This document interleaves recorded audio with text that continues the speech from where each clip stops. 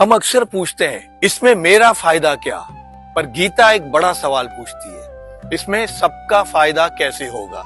कृष्णा, मैं अपनी लाइफ, अपनी ग्रोथ, अपनी प्रॉब्लम ही नहीं संभाल पाता हूं, तो फिर पूरी दुनिया एक परिवार है का आइडिया कैसे प्रैक्टिकल हो सकता है। अर्जुन, ये सवाल तुमने आज पूछा है और यही सवाल कुरुक्षेत्र में उस अर्जुन ने पूछा था। जब इंसान सिर्फ मैं से सोचता है तो कॉन्फ्लिक्ट बढ़ता है, और जब इंसान हम से सोचता है तो क्लैरिटी आती है। जो व्यक्ति अपने आप को अलग मानता है वो डर में जीता है, और जब वो सब में अपना प्रतिबिंब देखता है तो वो शांत और सुखी रहता है। सर्वभूतास्तमात्मानम सर्वभूतानि चात्मनि, अध्याय 6 श्लोक 29। जो योगी हर जीव में खुद को देखता है और खुद में सबको देखता है, वही सच में बैलेंस्ड है।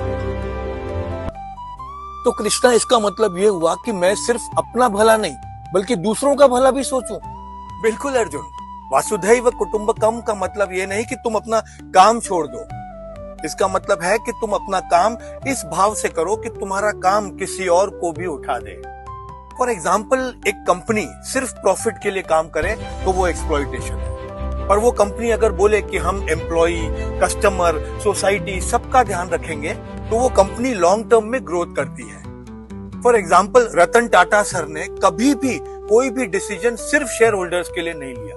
उन्होंने हमेशा सोचा कि इस डिसीजन का असर सोसाइटी पर क्या पड़ेगा।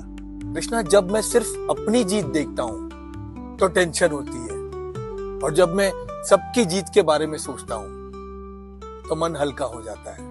यही तो गीता का रहस्य है अर्जुन।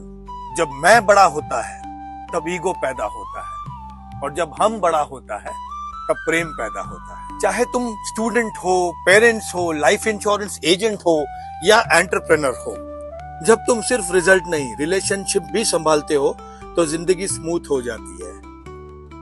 जो व्यक्ति अपनी सक्सेस को दूसरों की अपलिफ्टमेंट से जोड़ देता है, उसकी सक्सेस कभी अकेली नहीं होती।